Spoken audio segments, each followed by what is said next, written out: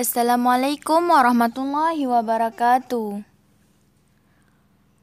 Siapa sangka sebuah kerajaan kecil yang kaya di kawasan Teluk Timur Tengah bernama Qatar mampu membuat Israel mau menyetujui gencatan senjata. Padahal selama ini Israel selalu menolak ide itu. Gencatan senjata itu pun dimulai Jumat 24 November hingga 28 November. Lalu berhasil diperpanjang sebanyak 2 kali.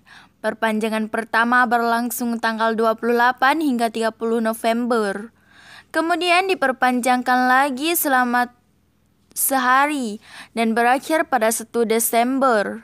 Lalu berkat gencatan senjata ini banyak warga Palestina yang bisa berkumpul lagi dengan keluarga mereka. Selain itu, truk bantuan kemanusiaan akhirnya bisa dengan leluasa memasuki Gaza. Hal ini adalah sebuah keberhasilan tersendiri bagi Qatar. Sejumlah negara pun menyampaikan terima kasih kepada Qatar. Masuk ke Amerika Serikat, Rusia juga ikut memuji peran Qatar sebagai mediator kali ini. Dengan keberhasilan ini secara tak langsung mengukuhkan bahwa Qatar adalah salah satu negara yang dibutuhkan oleh komunitas internasional.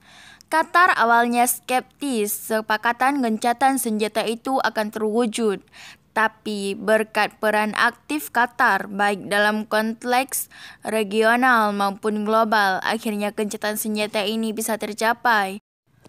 Bahkan sampai diperpanjang 2 kali, saking pentingnya perundingan ini. Perdana Menteri Qatar Sheikh Mohammed bin Abdul Rahman Al Thani rela membatalkan kunjungannya ke London dan Moskow demi fokus pada negosiasi tersebut. Salah satu faktor terpilihnya Qatar sebagai mediator adalah sikap netralnya yang ditunjukkan dalam selama ini.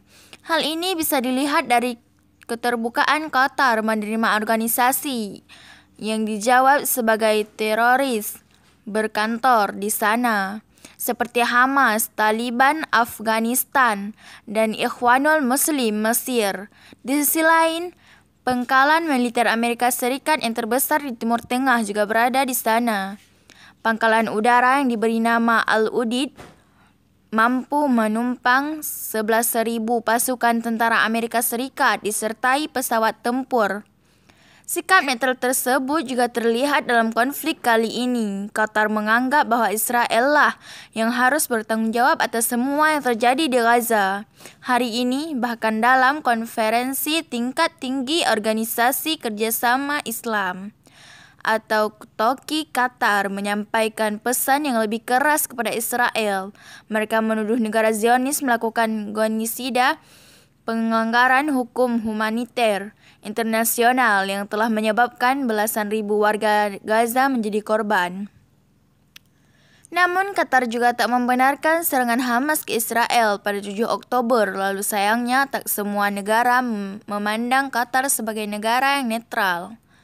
Qatar tetap saja dianggap berpihak kepada Hamas karena kedekatan hubungan keduanya lewat kantor politik yang ada di Doha. Sedangkan Qatar dan Israel sama sekali tidak punya hubungan diplomatik resmi. Kedua negara pernah punya hubungan dagang yang resmi tahun 1910-an. Sejak tahun 1990-an, Israel menempatkan biro perdagangannya di Qatar.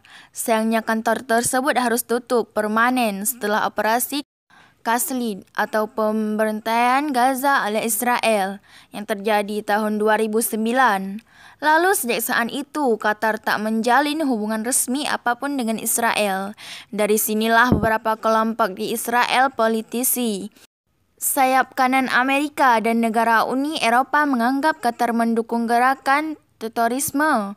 Hal ini jelas terlihat saat Sheikh Tamim bin Hamad, yang merupakan pemimpin Qatar saat ini, mengunjungi Berlin. Dalam surat kabar Jerman tertulis judul berita kunjungan kenegaraan oleh Emir Berdarah yang terbit pada 12 Oktober 2023.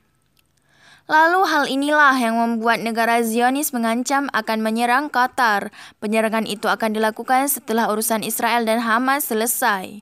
Wakil Direktur Jenderal Urusan Strategis di Kementerian Luar Negeri Israel, Joshua Jerkas, secara terang-terangan mengatakan hal itu dalam sebuah wawancara radio Angkatan Darat Israel.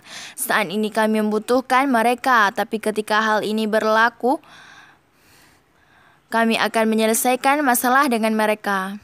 Ya, kesal karena Qatar memberikan tempat berlindung bagi para penjabat dan pemimpin Hamas.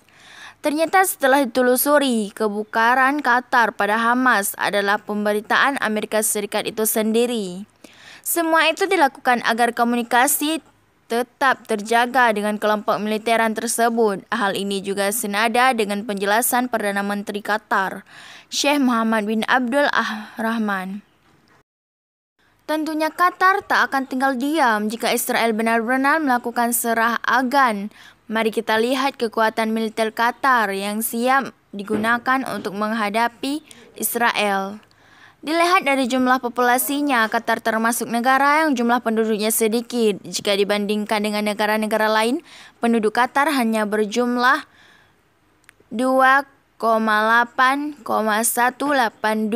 jiwa dari populasi itu. Sebanyak 86,550 orang menjadi pasukan militer di 3 pangkalan militer Qatar. Qatar memiliki 42,500 personal angkatan darat, 5.000 personal angkatan udara, dan 10.000 personal angkatan laut.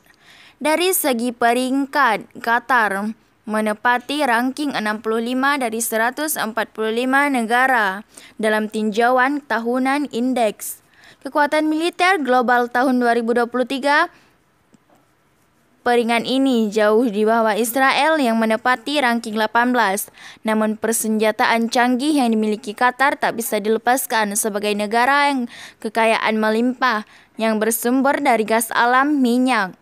Qatar memanfaatkan dengan menciptakan kekuatan militer yang teguh. Qatar menggolotkan dana sebanyak 5,85 miliar dolar atau setara dengan Rp 0 triliun. Untuk anggaran pertahanannya, dengan anggaran tersebut Qatar melakukan pembelian alutsista hebat dan canggih dengan harga fantastis di Angkatan Darat. Qatar memiliki 138 unit tanks utama. Hampir sebagian tanks yang Qatar miliki adalah tank Leopard 2A7 Plus milik Jerman. Tank Leopard ini dibuat dari lapis baja terkuat yang ada di bumi. Selain itu, tanks ini dapat melaju dengan kecepatan 72 km dengan jendela mencapai 450 km. Tanks ini bisa digunakan di segala medan pertempuran, mulai dari pegunungan, perkotaan, hingga bisa menyeberangi sungai tembakan menerimnya. Mampu menjangkau jarak hingga 6 km. Tanks ini juga dilengkapi dengan peralatan yang bisa membersihkan rajau, jebakan bom, atau puing-puing yang menghalangi jalur. Selain itu, tank Leopard jenis ini dianggap sebagai perlindungan bagi awaknya, baik dari serangan roket hingga lontaran granat. Dengan semua kelebihan Leopard 2A7 Plus, sekitar 240 militer. Selain Qatar juga memiliki kedataran lapis baja sebanyak 8,208 unit artileri Suang, gerak 40 unit artileri tarik sebanyak 12 unit, dan peluncuran roket sebanyak 16 unit. Di Angkatan Udara, Qatar memiliki 68 unit pesawat tempur dan helikopter serang 24 unit. Untuk meningkatkan alutsista udaranya, Qatar berhasil membeli pesawat tanpa awak dari Amerika Serikat. Salah satunya Donnie Mark dengan harga R miliar atau sekitar Rp 16 triliun. Bisa digunakan oleh karir untuk memantau infrastruktur gas alam. Mereka sekaligus mencegah serangan teoris drone mampu terbang selama lebih dari 27 jam dengan kecepatan 480 km. Drone ini mampu membawa rudal mematikan sehingga 16 unit dan mampu menyerang target secara akurat.